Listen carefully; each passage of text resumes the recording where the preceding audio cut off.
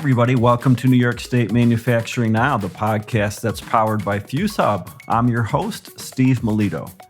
Today, we're talking to Josh Espinosa and Eric Ledet of the Scale Rensselaer Accelerator in Troy, New York. Josh is the Assistant VP for RPI Ventures, and Eric is the Director of RPI's Severino Center for Technological Entrepreneurship. Gentlemen, welcome to New York State Manufacturing Now. Thanks for having us. Thank you. Fantastic. So, Eric, I'd like to ask you the first question, if I may, and it's really a matter of a definition. What is an accelerator, and how does it differ from an incubator, a term a lot of us have heard before? Right. Excellent question. And I think these terms are used frequently, and I think that sometimes the definition is ambiguous. When we think of sort of the life cycle of a startup company, right? A startup, a new venture, starting from idea or inception, and then going all the way through to developing the technology, the product, the business, ultimately scaling it up for commercialization, whatever that is. So there's a continuum of that entire process. And typically an incubator is focused on the earlier stages of that process of evaluating the business hypothesis, figuring out whether it is truly worth it, whether there's really an opportunity, a need in the market to create a business so that that need can be met. Ultimately making the decision, do we create a venture? Do we actually start a business? Do we start a company or not? Do we go in a different direction?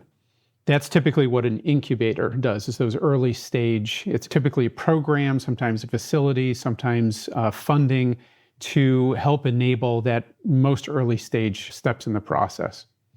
Once a company is formed and they are then working towards commercialization, then an accelerator typically takes over. And so that would be for already formed ventures to come in. Again, oftentimes there's a program, oftentimes there is a space for the companies to come in and ultimately work towards scaling up, getting ready for commercialization. Sometimes that's manufacturing, sometimes it's developing intellectual property, building out a team, all kinds of different things to get ready to actually go to market, or if they're already on the market, to scale up and grow their business to ultimately meet the needs. So again, it's a continuum. Incubator, typically the first part, accelerator, typically the second part. That is great. Thank you for answering that. Those two terms are often used interchangeably, and they should not be. So Josh and Eric, let's talk about your respective roles in the Scale Rensselaer Accelerator. Josh, we'll start with you. What do you do to sort of drive the ball down the field here?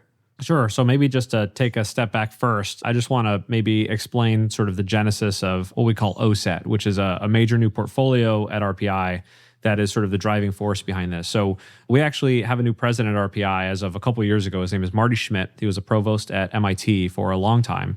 And one of the things that sort of he was instrumental in was the creation of something called the Engine in Cambridge, which is a world-class tough tech accelerator, essentially assisting sort of world-class cutting-edge technologies and ventures and basically pushing them forward, getting them to commercialization, but more importantly, linking them up with world-class experts, world-class facilities at MIT and partner institutes. So when he came to RPI, he realized that if we can do all that we can to raise the region, we're going to need to really sort of embed or link RPI with sort of the broader area. And so one of the ways that we can do that and sort of help get technologies out of the laboratory and into the marketplace is to sort of give a nurturing environment for those early stage startups, give them access to high-tech facilities, high-tech tools, a cohort of like-minded people at a similar stage in development. And so my division, RPI Ventures, which is one half of what we call OSAT, my focus primarily is making sure that we're getting these technologies out into the world and doing everything that we can to sort of help them along. And so there's a nice little handoff to Eric. Okay, Eric, what is your role in the Scale Rensselaer Accelerator? Yeah, so as Josh indicated, the accelerator is intended to be part of the larger startup ecosystem here in the capital region. And the accelerator is one piece of a much bigger puzzle. And RPI is trying, as Josh indicated, is trying to fill in and provide more pieces of that puzzle. And so what I do at RPI as director of the Severino Center is focusing primarily on those earlier stage ventures and really working closely with the campus community and with the alumni. And as Josh indicated, with our new president, there's also a mandate for supporting the region as well, even if there's no direct RPI affiliation. And so within the larger ecosystem, the accelerator will be a piece of that. When the accelerator is set up, we will be working very closely. So the Severino Center and the other resources at RPI will be working very closely with the leadership of the accelerator so that we have coordinated programs, coordinated efforts to support companies of all stages. And ultimately, if we have campus-based startups that sort of graduate, if you will, if they mature enough, we will send them to the accelerator. And if there are companies that show up at the accelerator, maybe they're not ready for that program yet in their earlier stage, they can come and utilize some of the other resources that RPI provides. So in my role, I'll be working closely with the accelerator leadership, helping with setting up, coordinating programs, and then ultimately two pieces of the puzzle, some of the programs that RPI already runs, along with the new accelerator programs to try to coordinate, provide wraparound services for startups in the whole region. And just two quick supplementary points, just that we should probably address early. One thing that we should make clear is this accelerator will be open to the community. This is not purely a landing spot for RPI companies. We expect that a large number of the companies resident in this incubator will not be RPI grads. They'll be, people working on world-class sort of cutting-edge problems that find value in the resources that we're going to provide. And then the other thing is that this isn't run sort of purely out of RPI. We actually formed a separate nonprofit to run the accelerator. And so, just to sort of wrap up the question, so I'm a director sort of on that nonprofit, and we'll actually begin searching for the sort of proper day-to-day director very shortly. Good. And Josh, I'm glad you made that point because I wanted to ask, why did RPI start an accelerator when there are so many technology accelerators in New York State already, especially if it's not just for RPI graduates? Yeah, it's a great question. There should be a lot of different accelerators across New York State. It's a large state, but more importantly, we have lots of different technologies across the state. We have lots of different types of accelerators that serve different purposes. In terms of why we decided to start one and why we're choosing to start this type of accelerator, the answer is because we are uniquely positioned geographically and technologically to push forward companies that are working on cutting edge technologies that require access to a network of facilities and tools that they actually really need to push those technologies forward. And we're able to do that at a place that, compared to, say, Boston or New York City, is much more affordable to sort of incubate and accelerate a company here, especially given some of the sort of high capital requirements of, some of these tougher tech ventures. So for us to not only be able to give an exciting, powerful landing spot for our own ventures that spin out into this accelerator, but also to really sort of nurture the ecosystem beyond RPI, to give a platform to exciting, high potential startups in the region that just need access to those tools and sort of then that expertise. The more people that we can get to build their companies here, to accelerate their companies here, it's going to benefit everyone, including RPI and all of our partners. Okay, good. And let's talk about those partners. This is not just an RPI effort. You've got some other entities involved. Who are some of the other players? That's right. So HVCC, Hudson Valley Community College, is sort of our earliest major partner in this, but we expect that there's going to be a variety of additional partners, both on the academic side, but also on the industry side and government as well. We frankly heard from a lot of some of the major players in the region about how excited they are that we're doing this, about sort of how valuable of a role it will serve in the area. And we actually even got support from some major industry players when we were having our initial discussions with the county, where they expressed their own interest in sort of making sure that there was a landing spot for the startups that come out of them. Because, even the major corporations that exist here, a lot of them have major R&D presences here as well. And, in some cases, the technology doesn't fit neatly in the business, but they do want to see it go somewhere. And so this will be a terrific landing spot for those types of spinouts. Well, that's interesting because just to sort of frame my next question, at FuSub, we often talk to startups and sometimes they want introduction to large players, and sometimes the large players aren't always that receptive to talking to a startup. It sounds like the folks that you're working with are interested in having these conversations. How does it help them? Don't they already have all the R&D assets they need in-house?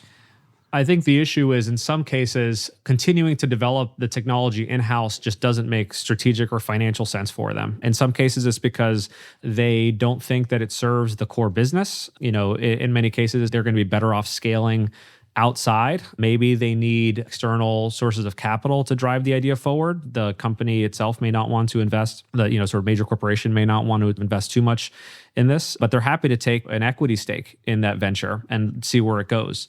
So I think it's purely in cases where the technology is a little bit peripheral to the originating corporation, but they still would like to see it go somewhere. And I think from their perspective, they like the idea of their alumni continuing to sort of stay engaged locally, continue to drive technologies forward, and it's good for them to bolster their own network. Excellent. Eric, anything that you'd like to add? Yeah, for sure. I think when we talk about non-RPI players being involved in this, to me, that means both the startups that we would try to attract from the entire region.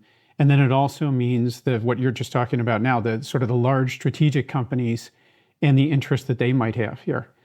And I think to Josh's point, the large strategics, almost all of these companies are always looking for new technologies. They have entire divisions and teams that are in mergers and acquisitions.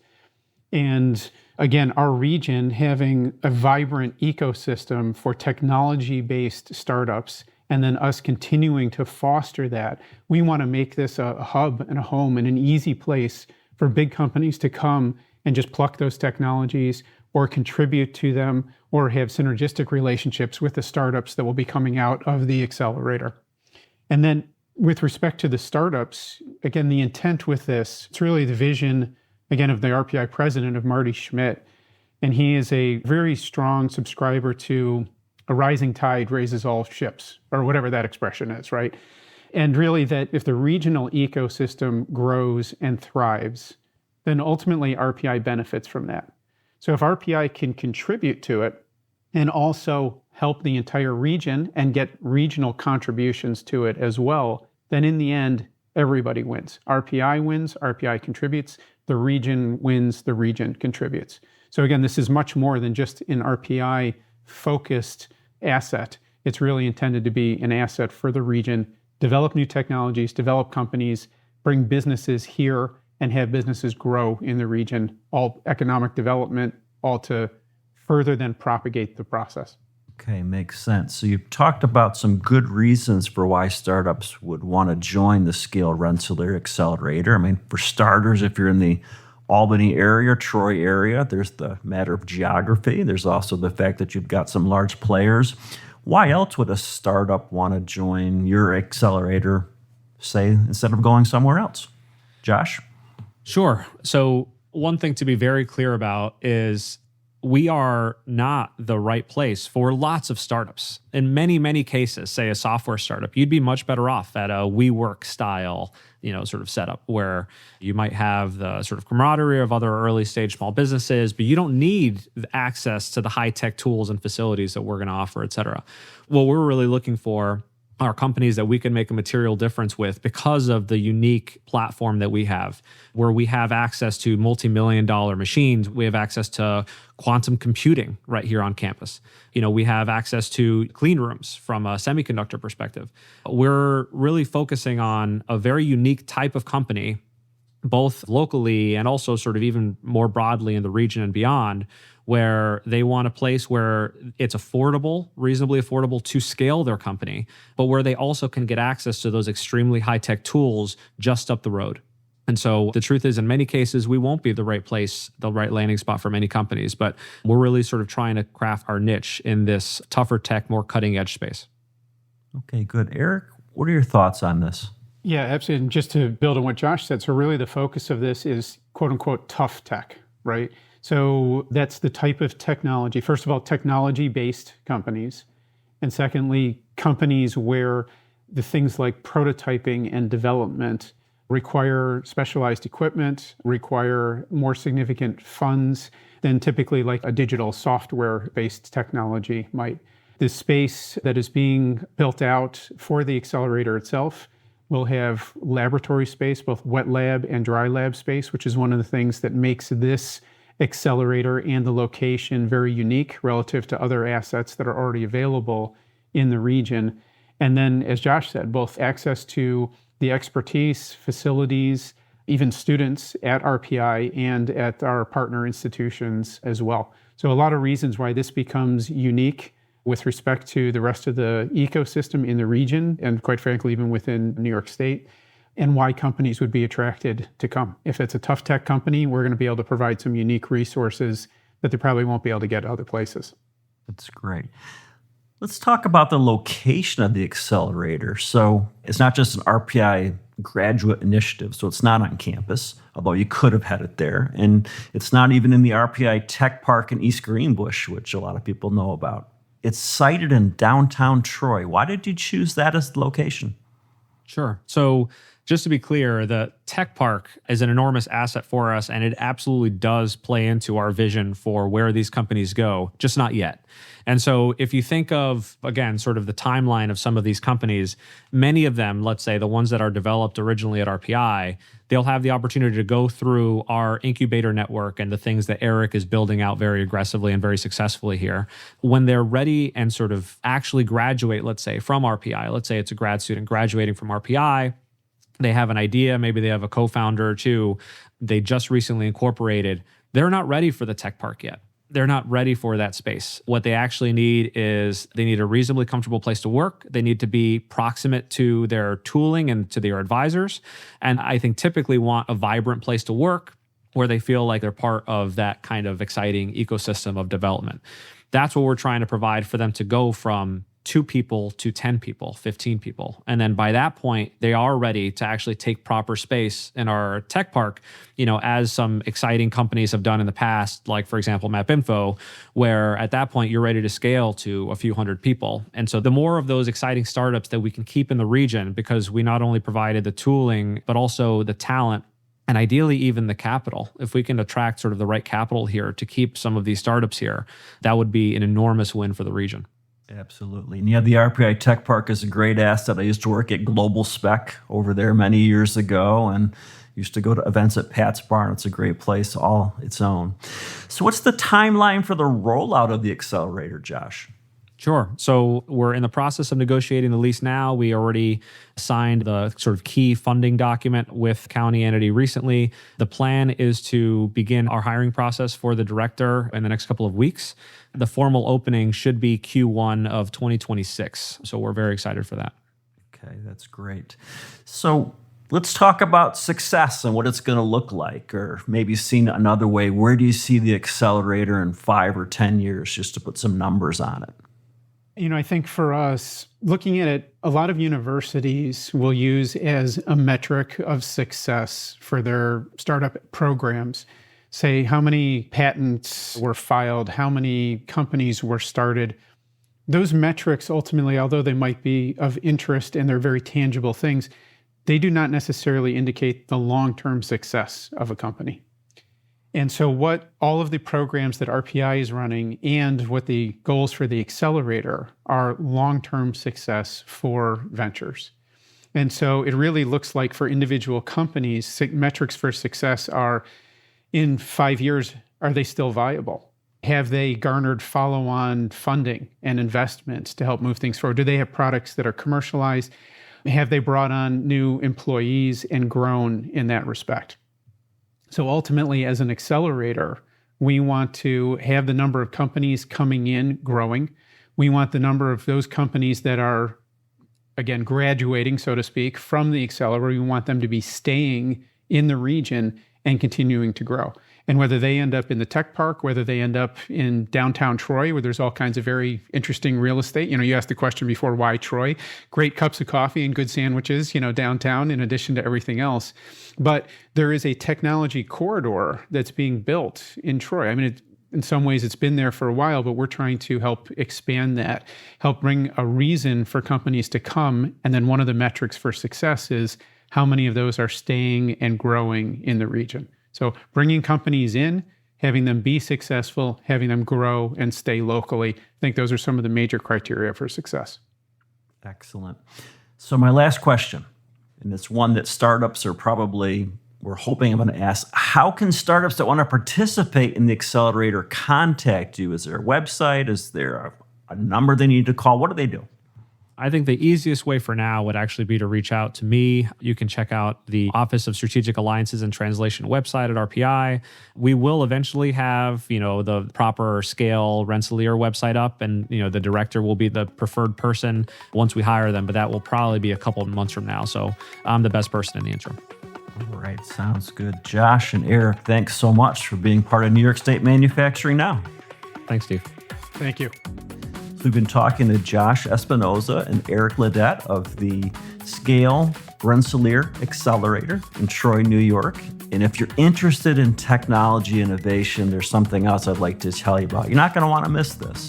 It's the New York State Innovation Summit. Registration for it is now open. So join us this year in beautiful Rochester, New York on October 29th and 30th for FuseHub's largest event of the year.